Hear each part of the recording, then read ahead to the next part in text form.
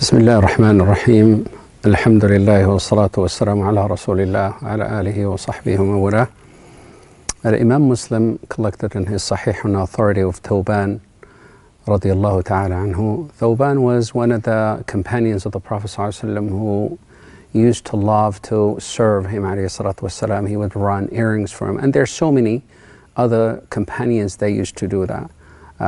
Anas ibn Malik, who was a kid by the time the Prophet ﷺ made the hijrah to Medina, he was 10, was one of the servants of the Prophet ﷺ. Oh, and by and large, all of the Sahaba were competing in that regard. But Thawban was one of those close companions of the Prophet ﷺ to him in regards to this aspect of servant. But he was also known being that he was close to the Prophet ﷺ and was with him in most of the instances and witnessed a lot of things that happened. He reported also those things that happened around the Prophet ﷺ with the Sahaba. One of them is a man came to him and said, Ya Rasulullah, tell me about something that if I were to do it will grant me, or Allah will grant me al-Jannah. Something that I could do that would allow me to be in al-Jannah by the mercy of Allah subhanahu wa ta'ala. He says, sallallahu alayhi wa sallam, أعني على كثرة السجود على نفسك بكثرة السجود. He said, be excessive in making sujood. And in another nation, he said, sallallahu alayhi wa sallam, there is not a sajda, a prostration that you make on the ground, except that Allah subhanahu wa ta'ala erases a sin with it, and then record a good deed instead, and raises you in a station in al-Jannah. With an incident that happened also with another companion of the Prophet ﷺ by the name of Rabi'a ibn Ka'b. Rabi'a ibn Ka'b was one of those quiet companions of the Prophet ﷺ that would go under the radar. But he does so much in the quiet and behind curtains.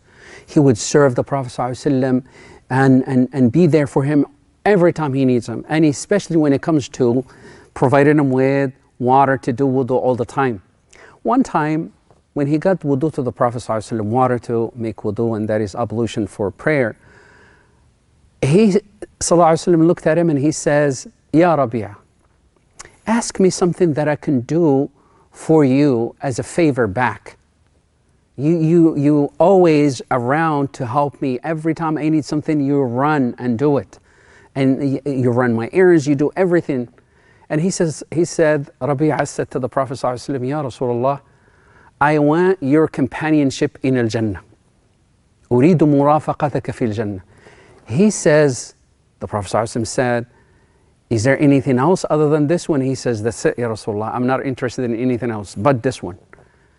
And the Prophet ﷺ didn't give him answer immediately. And then came back and he asked him again the same question. Ya Rabi'a. The next day, same question, same answer. Ya Rasulullah, all I want is to be in your company in al-Jannah, next to you in al-Jannah.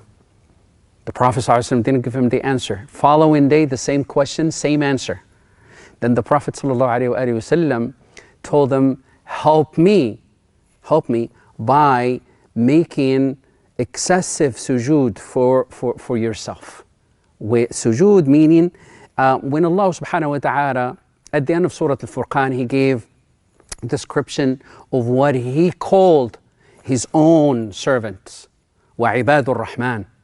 And then this is quite an honor bestowed upon these categories of people. Part of those that He gave description of all of those people who called His own servants. Ibadur Rahman, the slaves of the most merciful. And one of the descriptions given is وَالَّذِينَ يَبِيتُونَ لِرَبِّهِمْ سُجَّدًا وَقِيَامًا. That those who would spend their nights in sujood and in standing before Allah Ta'ala.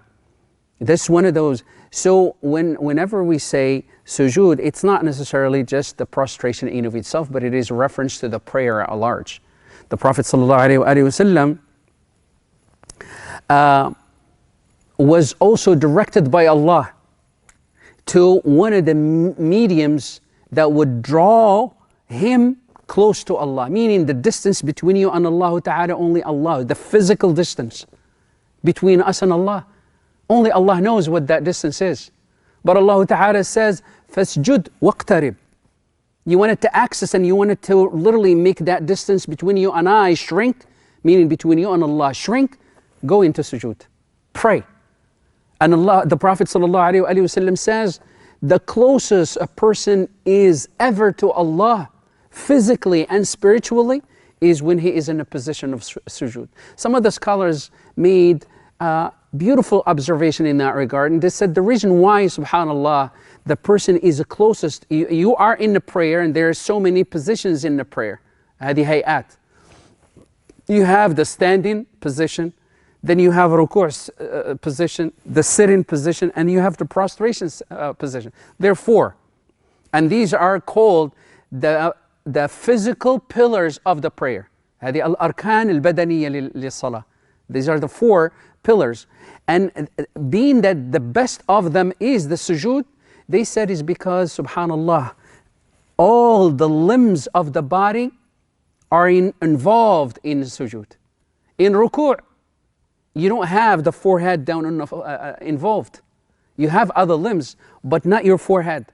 But when it comes to the sujood, all of the limbs of the body are involved in sujood. Not only that, but some of the scholars made a beautiful observation. They said if you were to have an aerial shot of a person making sujood, you will see that his body represents something looks like a zero, a circle, a zero.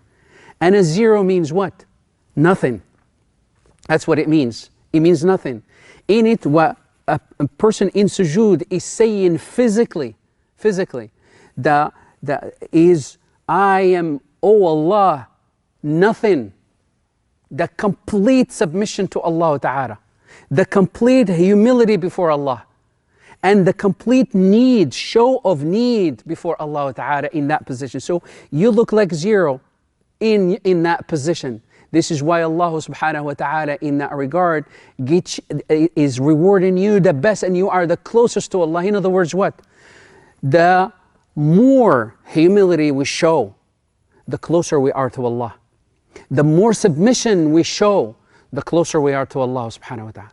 This is why the Prophet sallallahu alaihi wasallam, in regards to sujood as well, he says that those who were excessive, they were constantly praying, they constantly putting their forehead down as a humility before Allah Ta'ala, they will come on the Day of Judgment with signs, muhajjalin. They will have their forehead and their body glowing as a sign for me to recognize who they are on the Day of Judgment. And this is an explanation, rather, and the tafsir of the ayah where Allah subhanahu wa ta'ala says, يَوْمَ تَبْيَضُّ وُجُوهُ وَتَسْوَدُّ وُجُوهُ. The day where some faces will come dark and some faces will come glowing with light. Those who are on the Day of Judgment be glowing with light and Noor are those who are excessive in sujood. This is why when it comes to a sujood, subhanallah, is also another way of relieving stress. The Prophet ﷺ, as he was reported in many incidents, كَانَ إِذَا حَزَبَهُ شَيْءٌ هَرَعَ إِلَى الصَّلَاةِ. Every time he's anxious and stressed out about something, he would run to the prayer. Why? Because the prayer has the remedy, has the relief from Allah subhanahu wa ta'ala says also, وَلَقَدْ نَعْلَمُ أَنَّكَ يَضِيقُ صَدْرُكَ بِمَا يَقُولُونَ. This is when it comes to interacting with people. And every single time you are in contact with people in a way or another, you are going to be tested in a way or another. And that will cause you to be stressed out. It will cause you to be involved in a way or another in ways that you're not pleased with. And maybe that will really will really touch you the wrong way, and you will be stressed out, agonized. Allah subhanahu wa ta'ala says, in that case, وَلَقَدْ نَعْلَمُ أَنَّكَ يَضِيقُ صَدْرُكَ بِمَا يَقُولُونَ فَسَبِّحْ بِحَمْدِ رَبِّكَ وَكُن مِّنَ السَّاجِدِينَ. In times of stress, say subhanallah verbally, but also run to the prayer. In it, you will find a relief from all of your stress. We ask Allah subhanahu wa ta'ala to make us amongst those who, when they hear the speech, they follow the best of it. قولوا قولي هذا واستغفر الله لي ولكم. صلى الله وسلم على نبينا محمد والحمد لله رب العالمين.